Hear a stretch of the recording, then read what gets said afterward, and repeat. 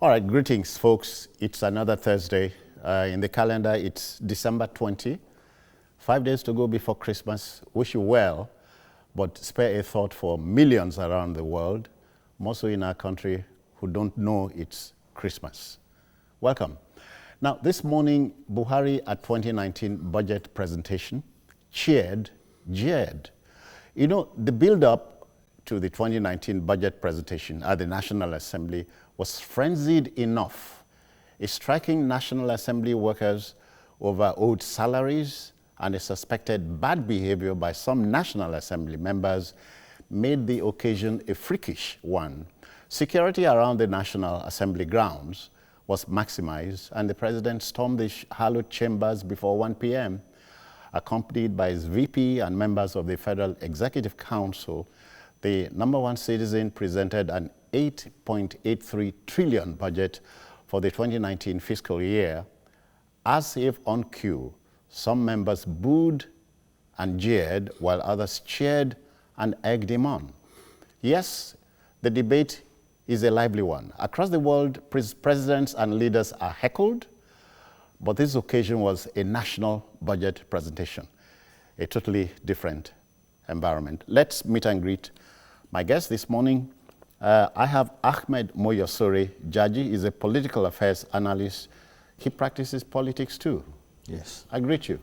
I greet you too. Merry Christmas to you. Merry Christmas in advance. Thank you. We also have a good governance agitator. He's also a public affairs analyst, Nelson Ekujimi. Merry Christmas to you. Same to you, citizen. Good morning to our viewers. Yeah, so welcome. Thank you. President at the National Assembly budget presentation, jeered. Nothing unusual. Yes. Nothing unusual. Yes. Thank you very much. Like some people have come to admit that, heckling of either Mr. President or any other national officer at the National Assembly is part of the norms of democracy all over the world. But on this occasion, which some of us have even asked, does this type of show of shame occur in other climes when... Don't forget, these are your words. Yes, these are my words, yeah, very true. Occur in other climes when the president or the prime minister is presenting the national budget. And for me, I'm yet to get an answer to that question. Yesterday, when I watched the whole proceedings, at first, I was asking myself, was Mr. President presenting this budget to motor park touts? They behaved more like vagabonds. Nelson, I must caution here. Let me caution. Yeah. The language must be continent. You can speak daggers and use none. Yes, I agree, citizen, but you must recognize the fact. Please speak decent language because you are decent. Yes, I agree.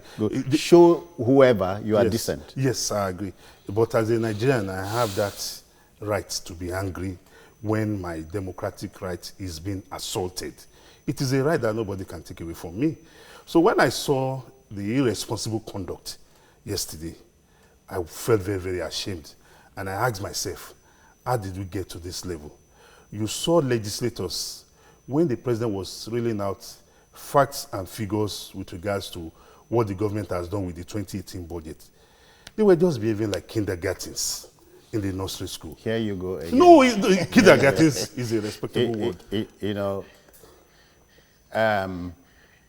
Go on, but let's toe the line of decency.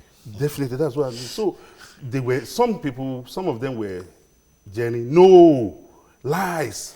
And I asked myself, is it not an admission of irresponsibility if you as a legislator, of which there are several committees overseeing these specific areas that Mr. President, is highlighting? Nelson, many other legislators cheered. Yes, agreed, but... Can you balance it? Yes, but whatever transpired in that house yesterday, whether you have cheered, which was the normal thing to have done, or you have jeered irresponsibly, the image it portrays of the house is one that does not speak well of us. It tells you clearly that some of these legislators don't have iota of respect for the dignity of the Nigerian citizen. That is why they could treat with levity a national issue as important as the national budget. It tells you clearly that for personal interest or for whatever reasons, they are prepared to desecrate the hallowed chambers of lawmaking. All right. Muyo, the whole event of yesterday was more about the office of the first season and not so much for Buhari as a man. Yes, to some extent, but at times it might be very, very difficult to divest one of the other. You know, but some of us were not that surprised by what took place yesterday. I remember I was... Nelson is. I was, no, it's because of the way you were trying to, you know, caution us. If the adjective... I'm caution. Go on. Yes, I'm building a case. I was interviewed by a veteran broadcaster, your friend, Dr. Shegun Aderi, and he said, you know, I had cause to be annoyed and I was using all kinds of invectives, you know, adjectives. Okay. And to God be the glory, I called him last night. I said, am I justified now or no? He said, no, Jaji, you should be aware that the NBC is watching us, and as such, there are some things that are not allowed to be said, even if true. But be that as it may, what happened yesterday, and to the extent that the president himself had to caution them that, please behave yourselves. You are watched by a global TV audience. You are being watched by everybody all over the world, and what kind of impression do you want them to create about Nigeria? Yes, I knew in Britain they used to, you know, throw eggs at their prime minister and whatever. Rotten ones. Yes, it's part of the democratic process, but not extending it to a vital document as important as the national budget. No matter what happens after 2019, a government is going to implement it. It's not as if when you get there, which I doubt very much, you are going to throw it away and say you want to bring another one. By that time, it must have become a law. So willy-nilly, you must, you know, so why not sit down and please listen to what the man had to say.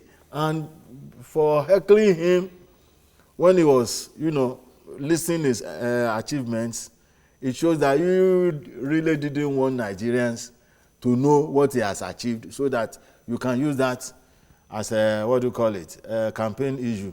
But that one is another case entirely. When we get to the bridge, we'll cross it. We'll cross it. Yeah, we say a lot of water will pass under the bridge without washing away the bridge. No. Okay. Nelson, let's diversify now. Let's look at, break the figures down. Yeah. 8.83 trillion. Yeah. And the recurrent expenditure is put at 4.04 trillion. Yeah. Half. Yeah, almost half. Yeah. So what does that tell you?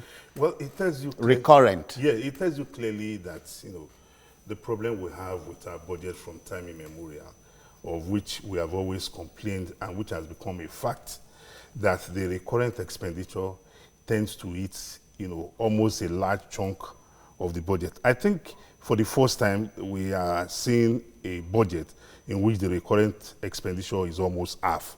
In the past, the recurrent expenditure has always been about 70 to 80%, of which we have less than 20%, you know, for capital projects. And that is, you know, responsible for the infrastructural decadence that we have all over the country. But be that as and deficit. And deficit, yeah. But be that as it may, I think the change from the position or the pattern in the past cannot just be, you know, done in a jiffy or performed like a magic. It's a gradual process, and you know that is, you know, the improvement we have seen with regards to this budget.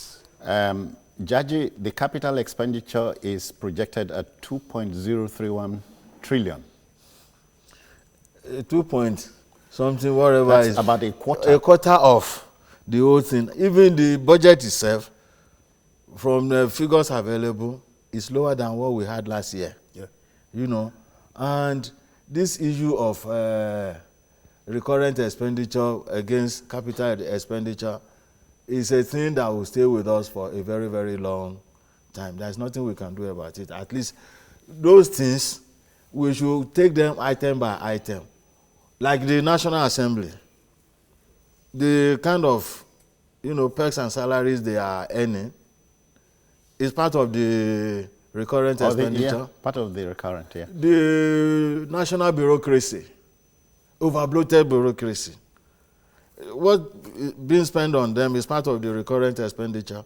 But if you say you want a lean government, those people you put on the labor market, are you not going to, contradict yourself that you want to create jobs? And in the process again, you are, trimming down the whatever. But as we are going gradually, things will, equalize themselves and we will get there. But for anybody to now say, Mr. President hasn't got the right to list his achievement, relatively speaking. Moyo, don't preempt me. Okay. I will go back there. I'm breaking down the figures. Now, Nelson, the debt servicing, the figure put here is 2.14 trillion. Yeah. So debt is also another palaver. Yes, debt is also another palaver in view of the fact that this debt is owed locally and internationally. And if you don't service these debts, you won't be able to re-energize the economy, because if you are servicing the local debts, it means the man or the institutions that you have borrowed from, if those projects, the reason for your borrowing is for infrastructural development, it means if you repay him back his debts, you'll be able to plow back that money into the system, and in that essence, vibrate the system, the economy, the more. So there's nothing wrong in a debtor being alive to its or her responsibility. Oh, but pay. Yes, oh, but pay, yes, because the person you are owing has a responsibility. For him to even have borrowed you shows that he has faith, confidence, trust in you. So Okay. it is your own responsibility now to reciprocate, that good gesture by the lender. All right. Moyo, the budget as a whole were based or proposed on some assumptions. One, barrel of crude oil pegged at $60. Yes. Reasonable? Reasonable, because I remember, no matter what anybody says about OBJ, he created excess crude oil account. What brought it about? It's because of this kind of, assumptions. You assume that you want to sell your oil for 40 naira. All of a sudden, the thing jumped to 70 naira. Yes. And you had captured 40 naira in your budget. What do you do with the excess? That was why I said, okay, we have this excess, so let's keep it this way. And if need be, we'll be distributing it at when due and necessary. So as it is now, when you say assumption and whatever, yes, it should be assumption. Because as you are going now, the way things are going and with the projected if you don't like withdrawal, the word assumption, just use projection. With the expected withdrawal of Qatar from OPEC, it will leave room for a lot of, That's it, yeah. So, a government that is alive to its responsibility must take into cognizance that kind of development. So, I don't see anything wrong with it. If you get it, 60. If you get it at 60, Yeah. it will still meet your expectation. Okay. If you don't get it, you work with what you have. I think that's what any reasonable budget person would do. Nelson, and the exchange rate to the dollar is fixed at 305. Yeah. 305. Yes. So the dollar is still the oga here. Yes, the dollar is still the master in this case, because we have an unequal relationship between the Nigerian currency and international currencies, due to the fact that the productive capacity of the Nigerian economy is still on the weak side. Because the only panacea to your dollar, of our naira, attempting to change the status quo, is when we have enough productive capacity that international currencies or international market is pursuing. When you export. Yes, you hand foreign currency. So it means that our naira then will be able to shop. Other than that, no magic or economics can, change the narrative. That is the reality. Moyo, the president says all recovered loot, and this is a key question here, will be liquidated to help in funding the budget. Right decision? Very, very right. Why are you borrowing? If you have enough within your system, you don't need to go out to borrow. And what is the essence of borrowing? Is to, meet some internal infrastructural demands. And if you are able to get your act together, why don't you go the way it should be done? So, as far as I'm concerned, it's very, very right on course. But, this is era of blind politics. Anything, whether it's true or not, so far as it's not coming from your camp, you do everything humanly possible to make it look as if it's as simple as ABC. But one day we'll get it right. You are behaving like the typical Nigerian. You see politics into, in everything, almost everything. Yes, please. All right. The president is sending a bill to the National Assembly concerning a new minimum wage, national minimum wage. Yes. Let me quickly respond to the question you asked. With regards to the liquidation of the recovered debts, out there on the street, people are asking, government has recovered XY amount of money. What are they doing with it? I hope this will put to rest those... I'm sorry, we have a caller here. I'm sorry. Sorry, caller, for keeping you. Welcome. I greet you. Greetings, John. How do you do? Yeah, I'm calling from Kaduna. My name is John. All right, John, let's go. You Hello, are on. Stephen Jones. Yeah, you are on, sir. Yeah. I make an observation, Stephen Jones. Please, I want to plead with the TVC station that anytime they want to bring guests to the studio, they should always try to balance the guests in the studio. Because I've been following Nelson. I'm not trying to attack anybody in the studio here, but some of the time he always tries to, when it comes to issue of politics, APC and other parties, he don't always like to balance the situation. Please, Citizen Jones, they should try and bring people around the studio so that they're able to balance how to put the message across to the people in the country so that they're able to understand exactly what is going on, just like the other stations are doing. I really appreciate Brother John, when two rights collide, at a time like that, the presenter is aghast. You have a right to caution them, and Nelson and Moyo, you have a right to caution yourselves. Please. No, don't answer. He has made his point. No, I just want to explain something. We have time is a constraint. Okay. Let's look at the positive angle. Yeah, we are talking about a bill regarding the new minimum wage. New minimum wage. Yes, you recognize the fact that the new minimum wage, the proposed new minimum wage, has a lot of factors that have to be taken into consideration. And that new minimum wage cannot become a law until passed by the National Assembly. So it is not out of place for Mr. President, to propose to do the needful. That's the right thing to do.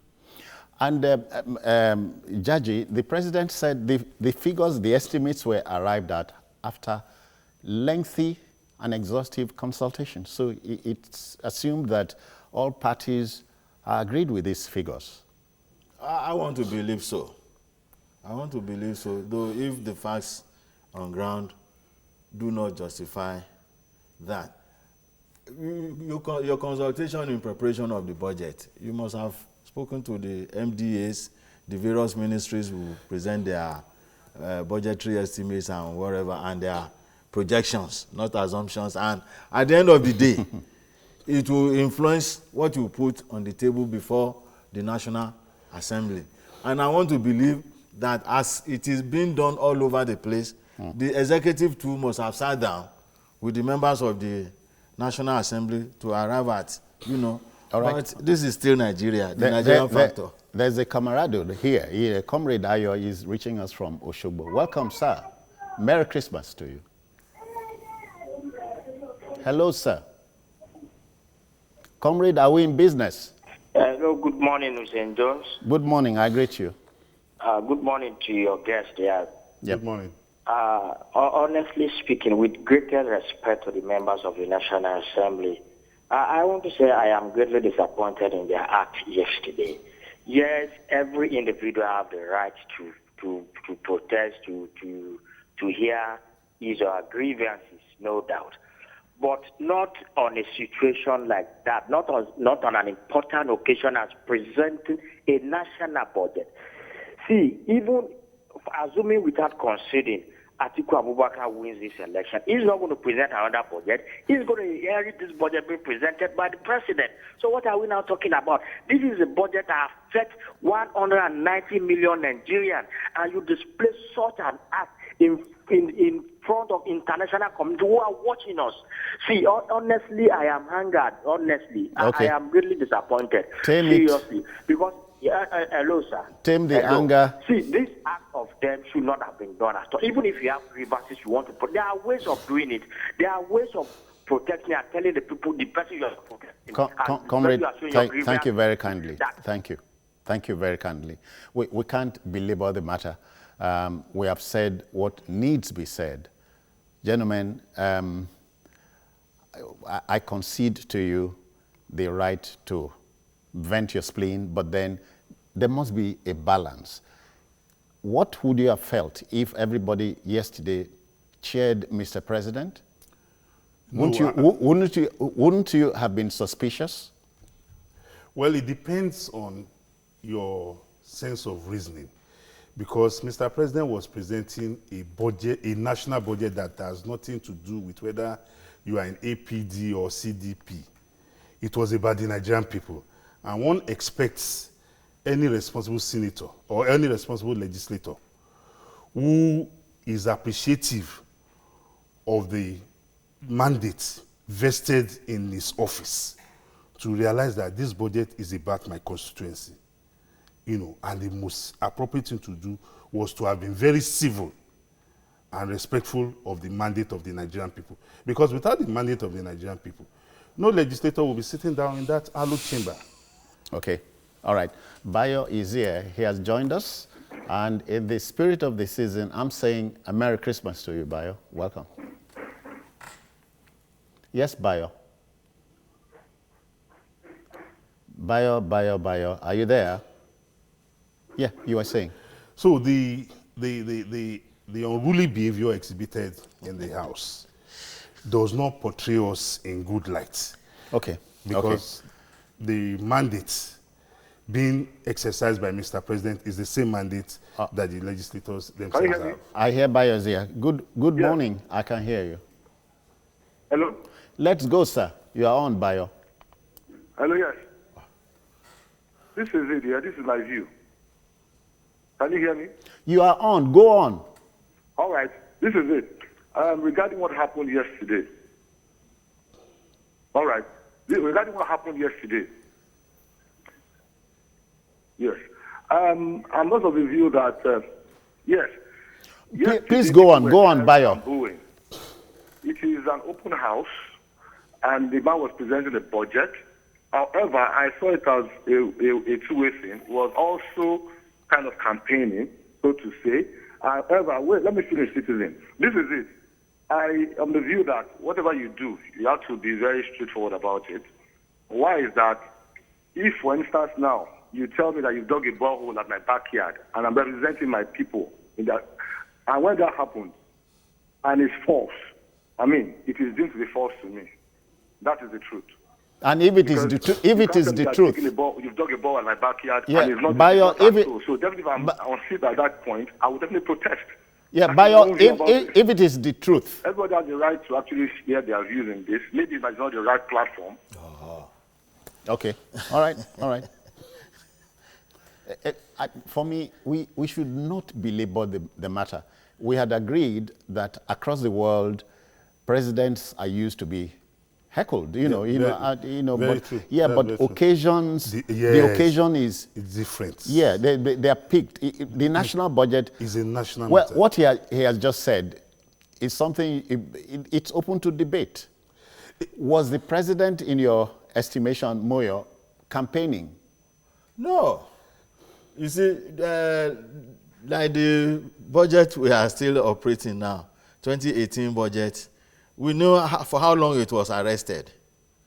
It was kept in the National Assembly for close to 6 or 7 months.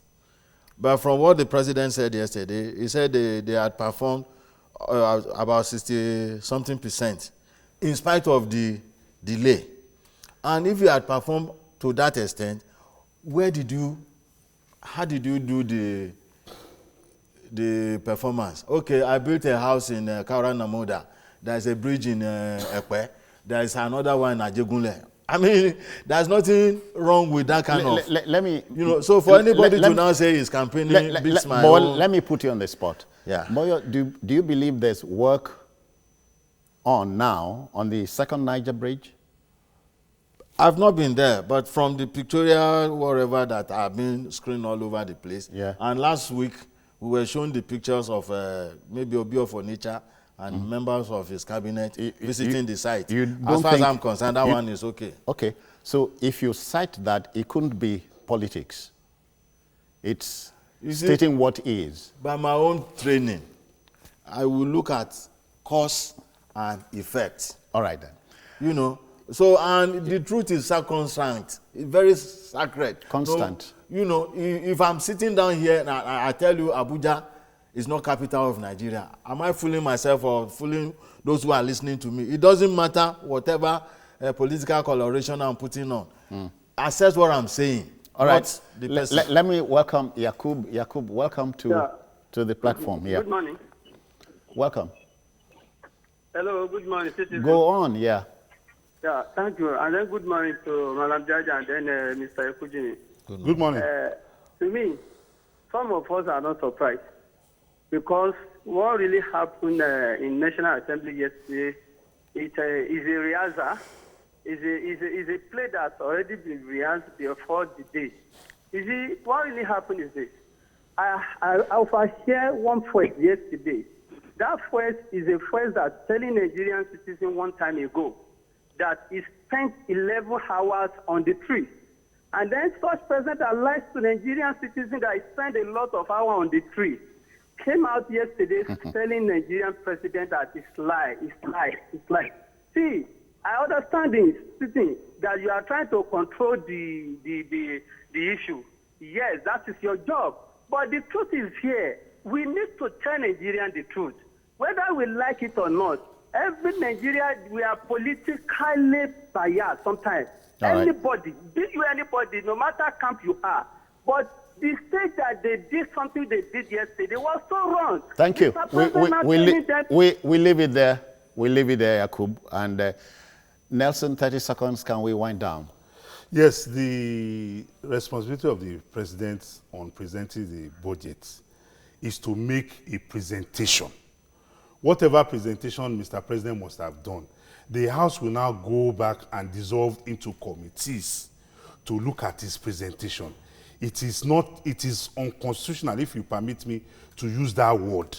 Because before the president presented the budget, he notified the House.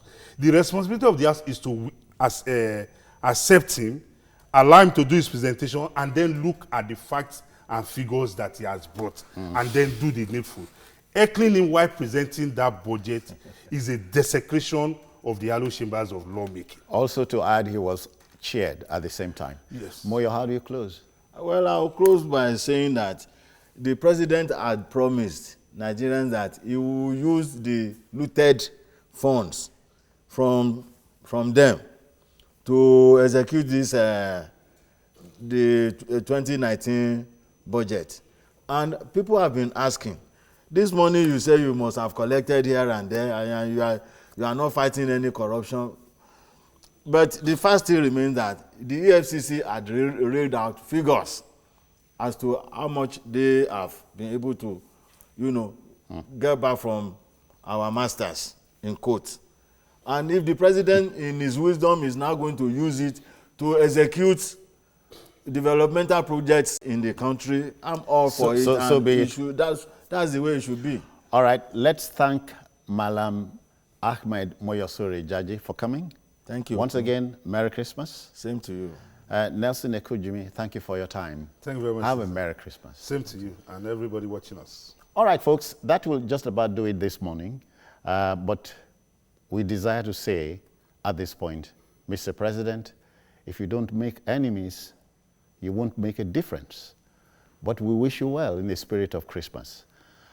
Our next angle is here in another minute. Please don't go away.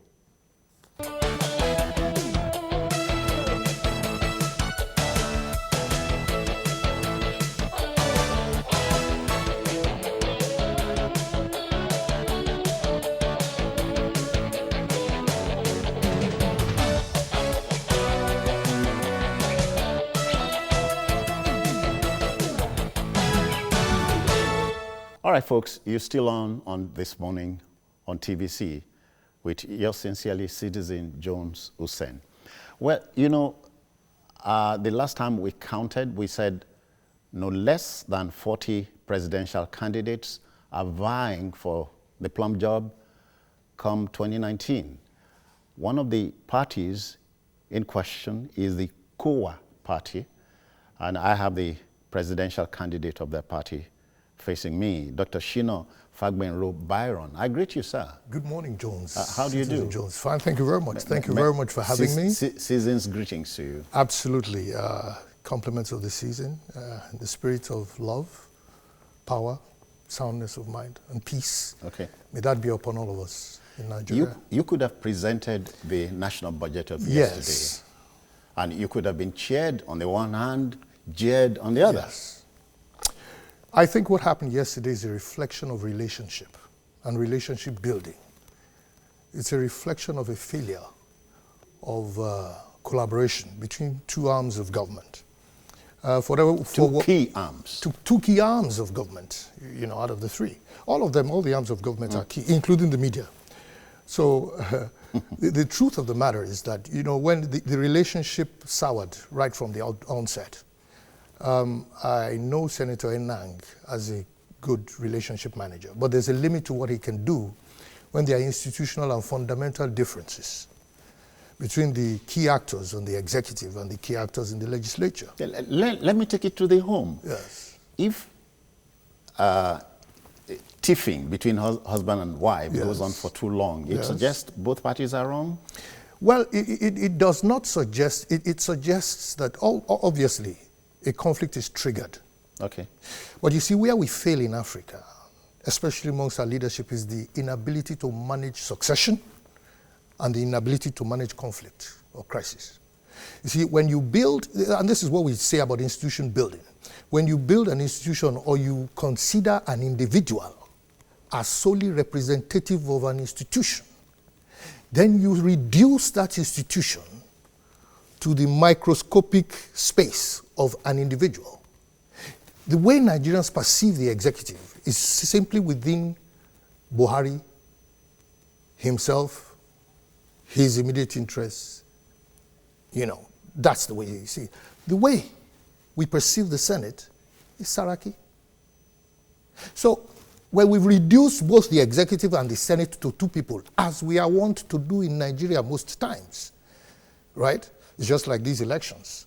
They've reduced the elections to APC and PDP, which is the most ridiculous thing anybody can but you don't think it's a two-legged race? Absolutely not. How can it be a two-legged race? No, but in the first place, if 38 parties have said we are joining forces with the opposition PDP to fight APC, tells me, I may be wrong, Dr. Fagbenro Byron, that the man to beat appears to be APC's there is Buhari. always, obviously, there is always a man to beat in any election, in any race, in any competition. There is a man to beat, and usually that rests on the incumbent, you know, or somebody who is the current champion.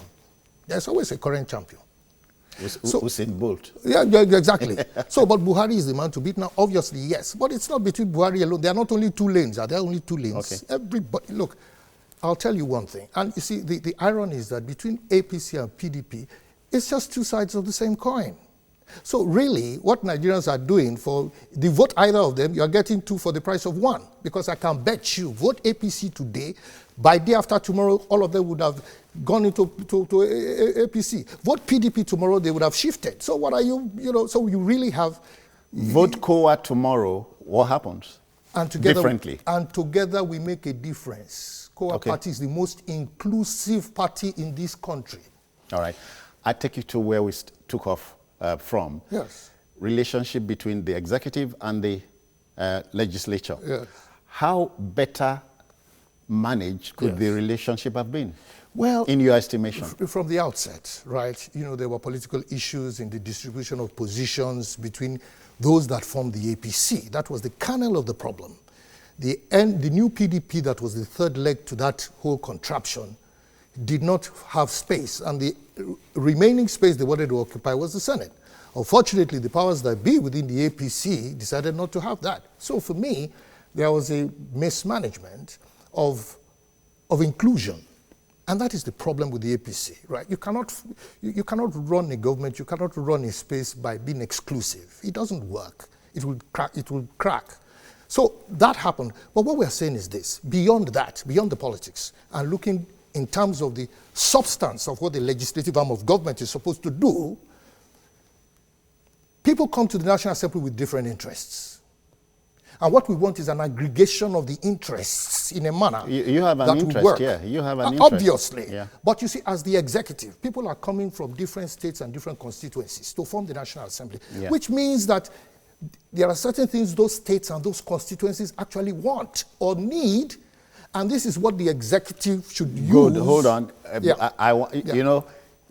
I'm getting more interested than you would have thought. Good. So the interest here goes beyond what you have just said. It has to do with pecuniary gains and so on?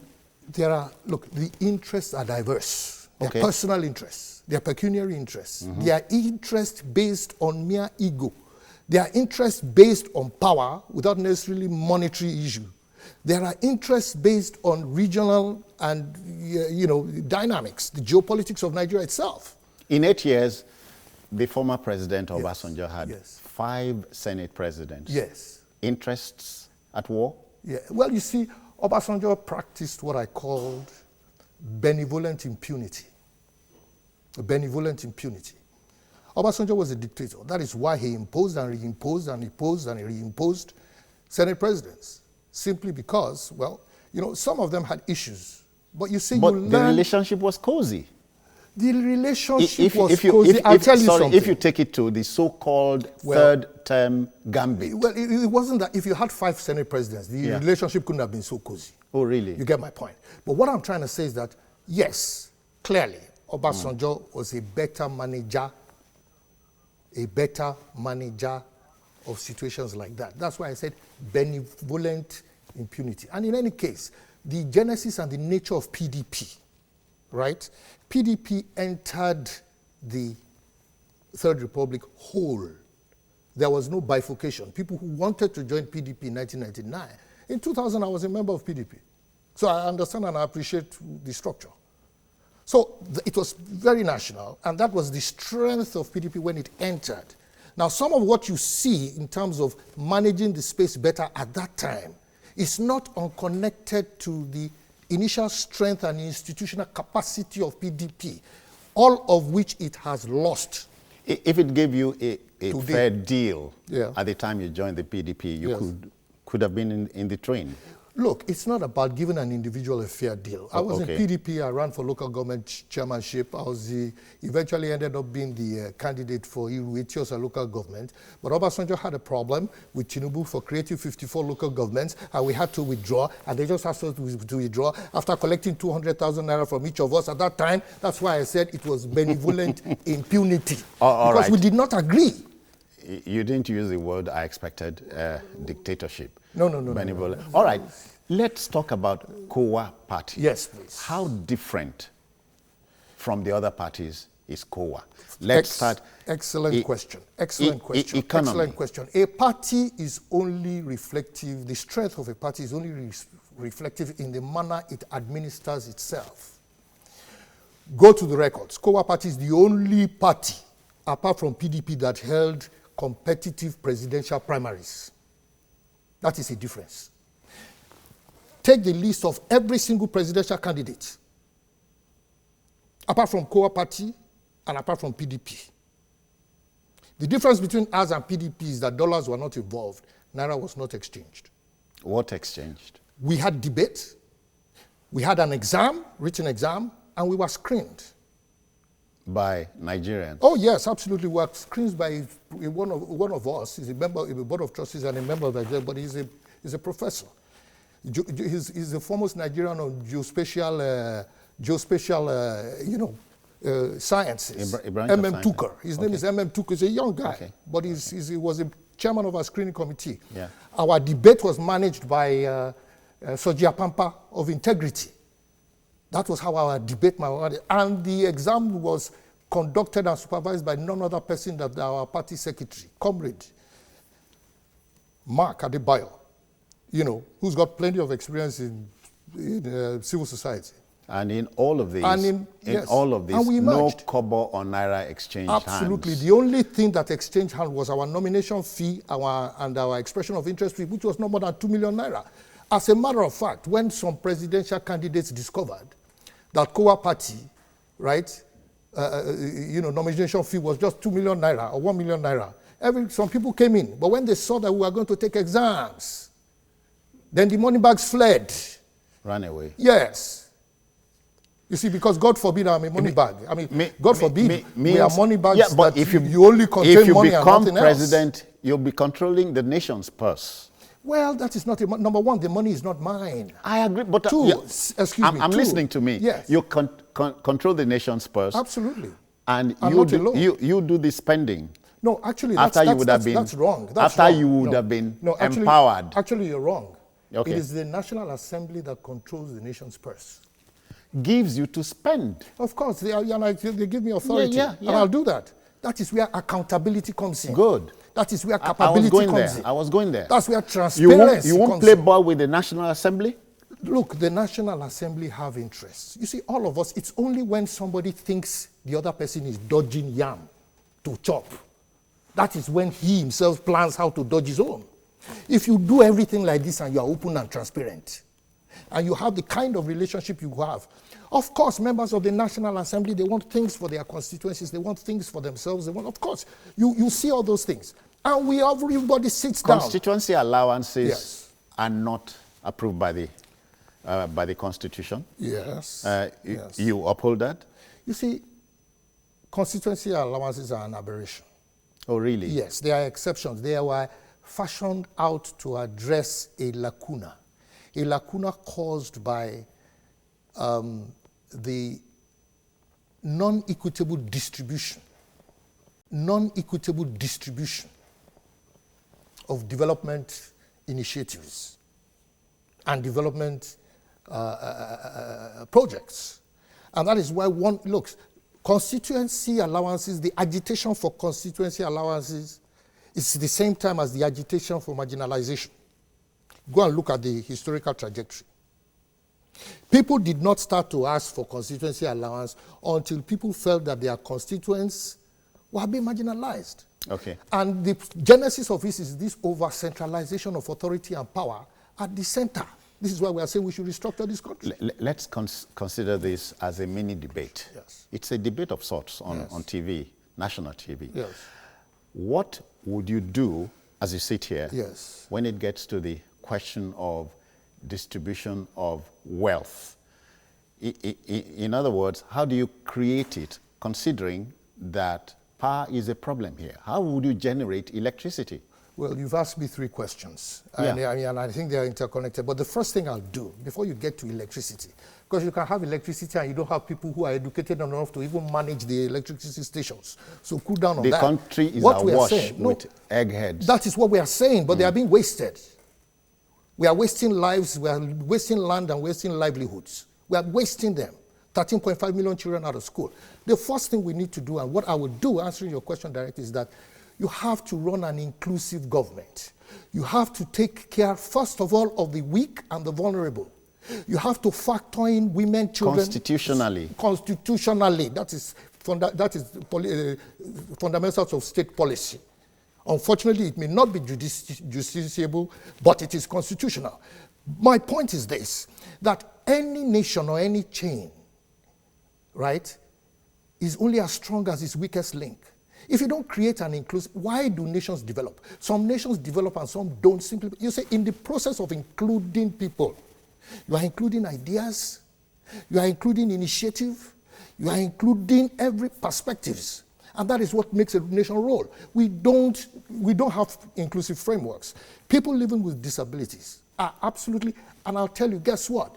Most of the most talented people in this country actually are people living with disabilities. You exclude women, you exclude children. Go into the statistics of this country. Everywhere you have a crisis in this country that has to do with the loss of lives and the threats of terrorism are actual states that rejected the Child Rights Act. One thread runs through all these things we are talking about. You know what it is? What? The thread of corruption. How will you tackle it? You see, the issue of corruption is a very dicey issue. Oh, dicey? Yes, because it has even grown beyond corruption. It's now into organized crime. Oh, really? Yes. You see, I have an idea and an understanding. Is it a Frankenstein? It has almost become that. And it's because it started festering when it started. Corruption started getting, there will always be a fraction of corruption. Yeah. Right? But how would you tackle it? Thank you very much. You go historical, you go institutional. There are certain things you will do in terms of operation. Number one, around corruption, you have the governance issue. You have the coordination of the corruption agencies issue. You have communication and orientation to the people, and then you have the issue of monitoring and evaluation. Now, that is one side. Another side are the two major conduits of corruption: public financial management, public procurement. Now, you want to clean those out. Thirdly, you have to have certain sectors that you have to exclude from corruption. Education sector, security, and health. We'll come there because you have excited one Ben. Ben is in Warri, Delta State. Okay. I greet you, Ben. Welcome. Good morning, Ben. Good morning, citizen. I greet you, sir. Yeah, and good morning to Dr. there. Good morning. Yeah. So I have a question for the doctor. Go on. The candidate of COA. Thank you.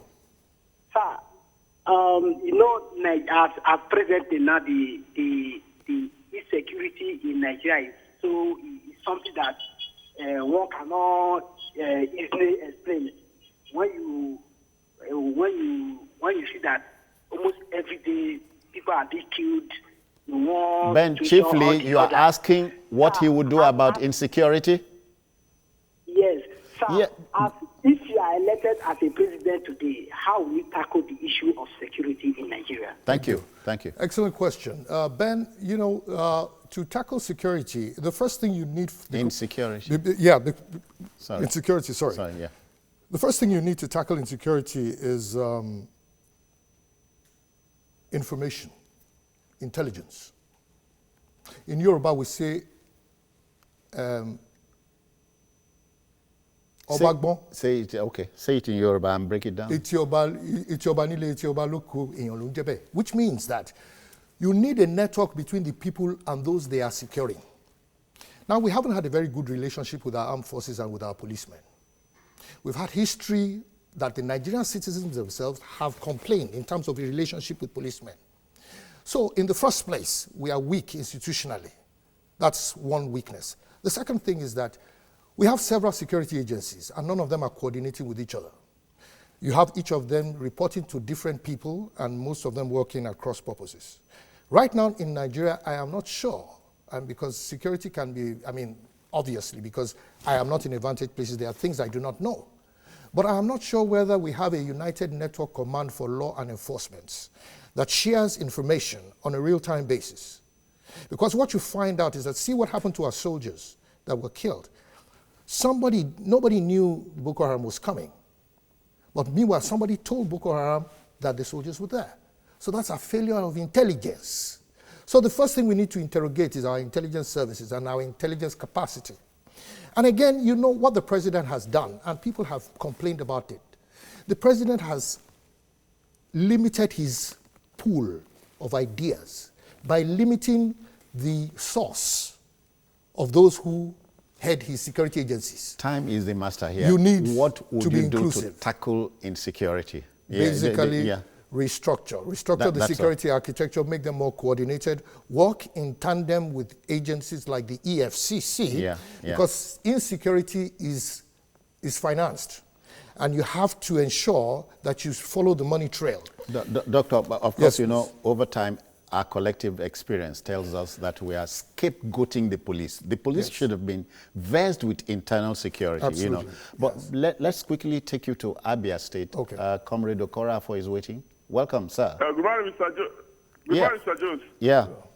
Good morning, our guest, call party. Good morning, sir. Good morning, sir. Sir, I want to find out from you as a candidate. Now, you have seen this is a festivity period, Christmas period. Yes. And if you enter the market, there is no, you say Nigeria is having a good production of rice, over 85%. Yes. But today, there is no place you go in the market, you see rice less than 15,000 naira a bag. Yes. Let's assume that by the grace of God, you enter the office come 2019. How will you solve such a problem? What in this type of situation, what Nigeria is knowing fully well that everybody would like to keep rice on his table for the children to eat. Absolutely. If somebody will say you have, there will be something for them to eat. Thank you very much, and I wish you success and happy Christmas. Thank you very much. Happy Christmas to you, my brother. You see, the first place is that transport costs. No matter how much rice we produce, people have to transport those rices from the farms here. Apart from the insecurity on the transport road, you know what happens in the transport? There are so many taxes, both real and unreal taxes, by different agencies, right? And that's enough to increase prices. So we have certain structural defects. And why does everybody, every agency of government suddenly become a revenue generating agency during Christmas and during celebration times? And sometimes during weekends?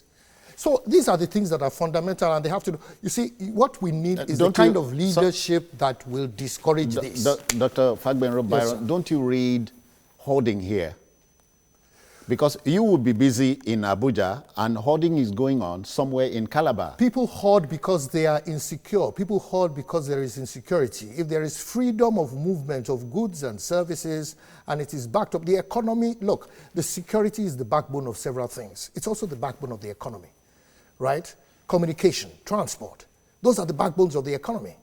You see, and the people that have to move things and do things. So it's an issue that if you say somebody is hoarding, why is he hoarding? And what we are saying is the failure of intelligence. Look, going back to that security issue, I think we should reconcile that Nigerian military is deployed in almost 34 states. Why should that be? Lamentably. Lamentably too. So guess what? Nigeria is at war, and we don't even know. And somebody's denying it, and nobody's telling us. So you cannot have, rice will always go on. Rice will always be expensive. In a war situation, in a war zone, nothing will work. All right, one last call. Comrade Ayo is in Oshobo. Welcome back. Good morning, Mr. Jones, once again, sir. Yeah, good morning. Yeah, let's go quickly. And good morning to the presidential candidate of the co-op party. Good morning, sir.